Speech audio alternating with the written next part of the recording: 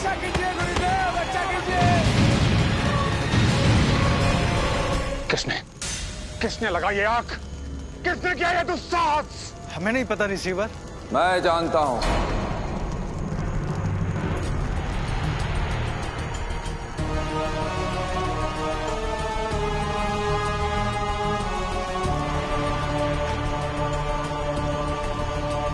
प्रणाम गुरुदेव।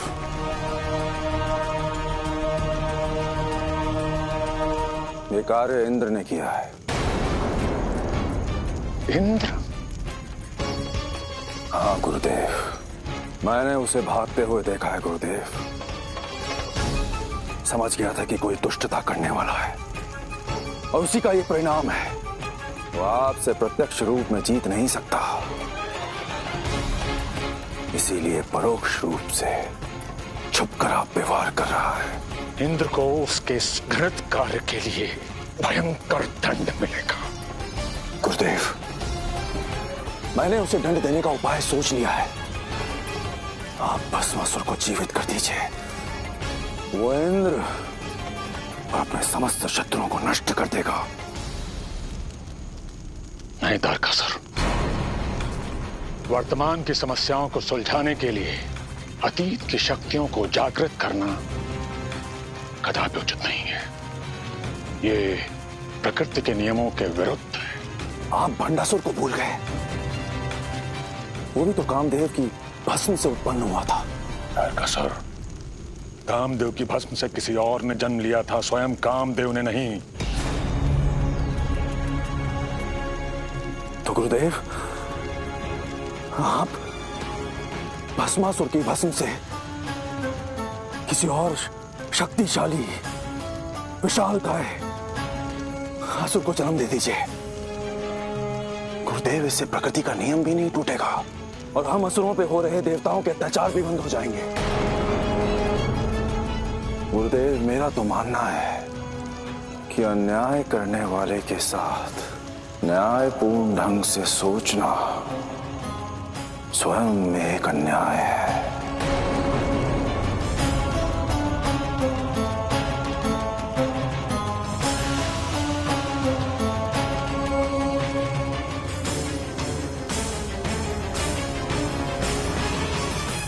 यदि आप सबकी यही इच्छा है तो मैं भस्मासुर की भस्म से उससे भी अधिक शक्तिशाली और विशाल कायासुर को पुनर्जीवित करूंगा।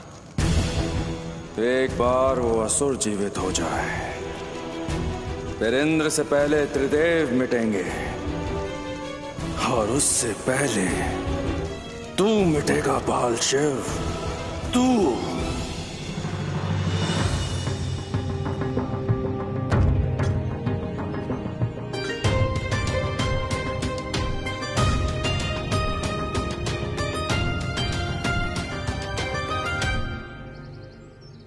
ये घर है, लगता तो यही है। माँ, मैं पड़ोसन मित्र से जाकर मिलकर आऊं? शिव, अभी तो तूने घर में प्रवेश भी नहीं किया, आते ही पड़ोसन मित्र के पास जाना है तुझे। माँ, मैंने अपनी इच्छा व्यक्त की। ठीक है, जा, परंतु शीघ्र आ जाना। ठीक है माँ।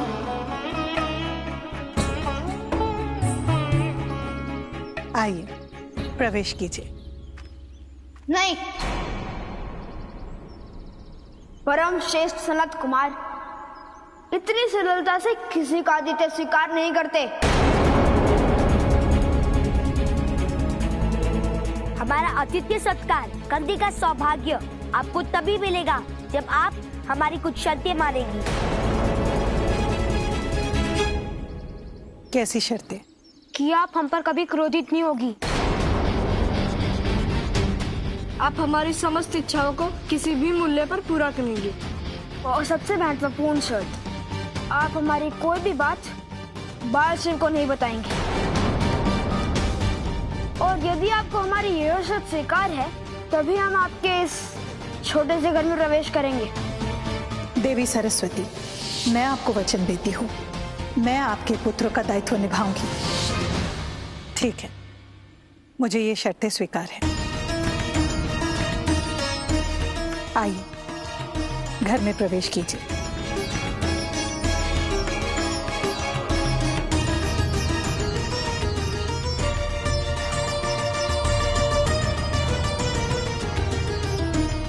चलिए देवी।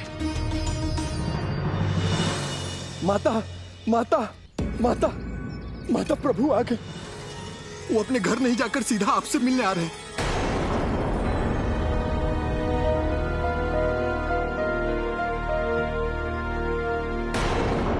मुझे उनसे मिलने में बिल्कुल भी रुचि नहीं है नंदी। ऐसा क्यों माता? यदि वो अपनी इच्छा के स्वामी है तो मैं भी तो अपनी इच्छा की स्वामिनी हूं। यदि उनको मेरी इच्छाओं का मोल नहीं तो मुझे भी उनकी भावनाओं की चिंता नहीं। जब उनकी इच्छा होती है तो बिना बुलाए आ जाते हैं, और जब उनकी इच्छा होती है तो बुलाने पर भी नहीं आते। वो अपनी इच्छा के स्वामी हैं, तो अब मैं भी अपनी इच्छा अनुसार ही सारे कार्य करूंगी। मुझे उनके आने ना आने में तनिक भी रुचि नहीं है नंदी। अब जाओ, मुझे पूजा की तैयारी करने दो।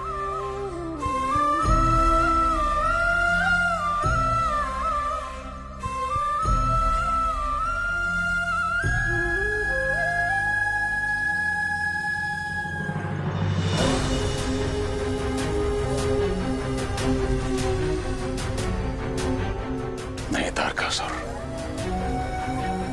तुम्हारा प्रयास व्यर्थ है।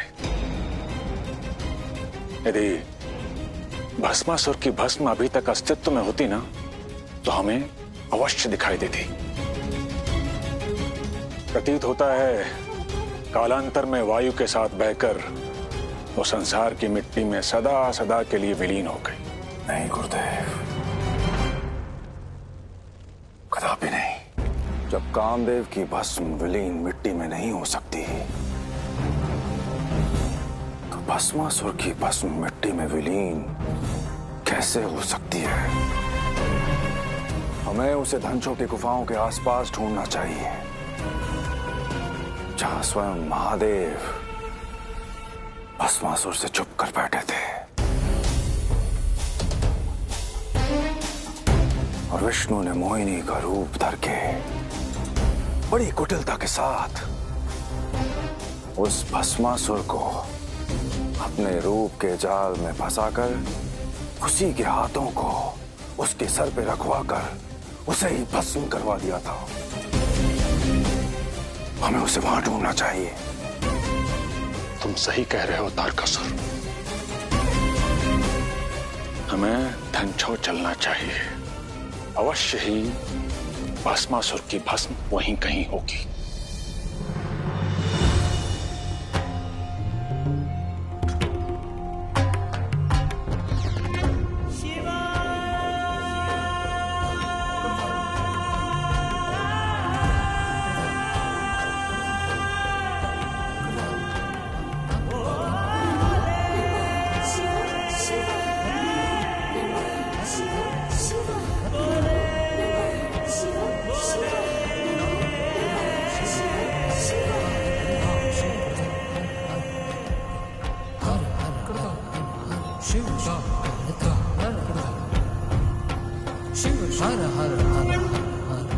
मित्र,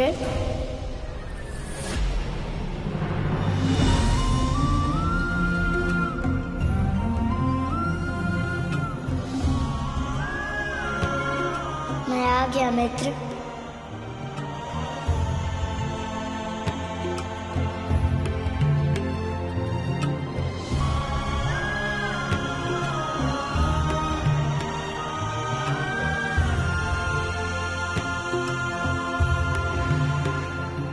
आने जाने की सूचना उसे दी जाती है जिसका उसके हृदय में कोई स्थान हो। मैं समझ रहा हूँ आपकी भावनाओं को मित्र, परंतु यदि मेरे स्थान पर आप होती तो आप भी माता की अवज्ञा कर मुझसे मिलने नहीं आ पाती। तो क्या माता से महत्वपूर्ण और कोई संबंध नहीं है आपके लिए?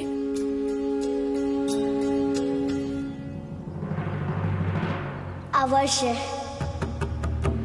मित्र का, संसार का, भक्तों का, ये सारे संबंध सर्वश्रेष्ठ और सर्वोत्तम है मेरे लिए मित्र। यदि इंगित आप मेरी ओर कर रहे हैं तो मैं कभी महादेव था, इसकी तो स्मृति भी मुझे नहीं।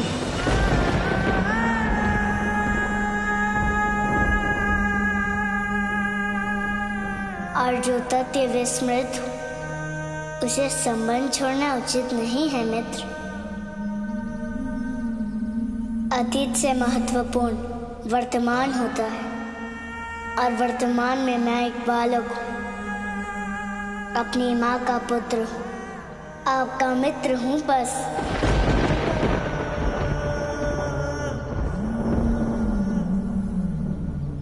यदि मुझे महादेव समझने की भूल करेंगे तो आपको बहुत पीड़ा होगी मित्र, और आपकी पीड़ा मुझे पीड़ा देगी।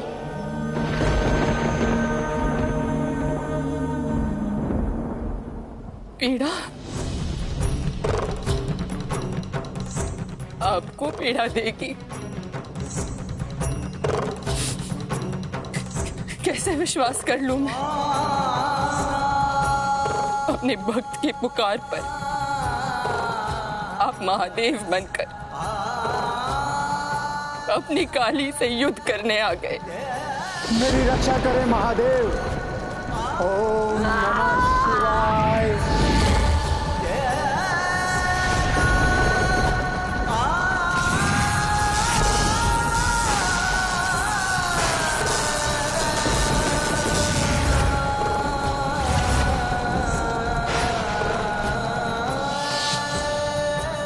जगत के लिए जब तब आप महादेव बनकर प्रकट हो जाते हैं और मैं चातक बनकर महादेव महादेव महादेव पुकारती रही मेरी विक्षिप्तता बढ़ती रही, परंतु आप निष्ठुर बने रहे। नहीं आए मेरे महादेव बनकर, आप मेरे पास नहीं आए।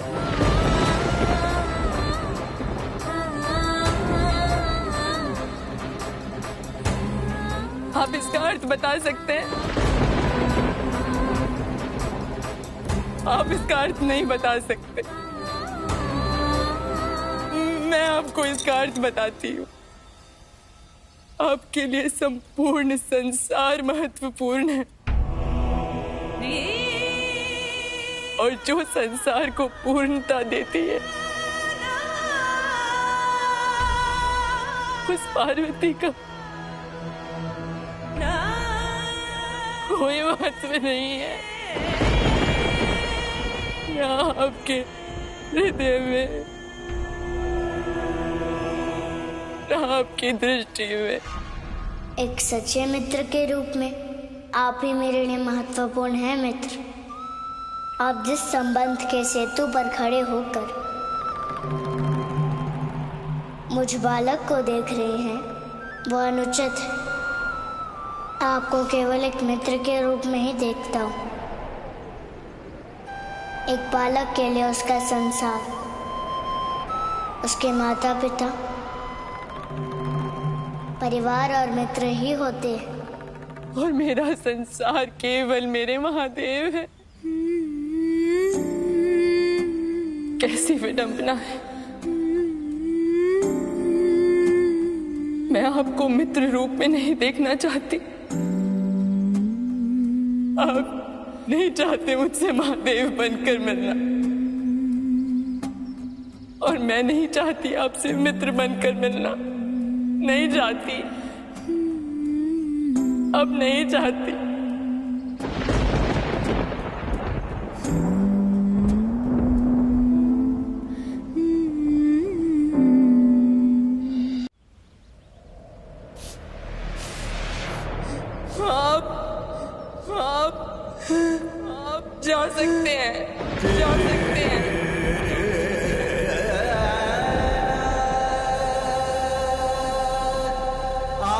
मेरा आपके बाल स्वरूप से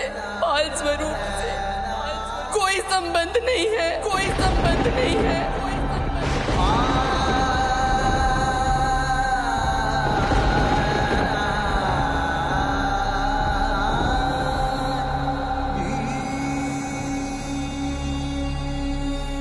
मित्र, मैं प्रयास करके महादेव नहीं बन सकता, क्योंकि मेरा महादेव बनना मेरे नियंत्रण में नहीं है। वास्तविकता तो ये है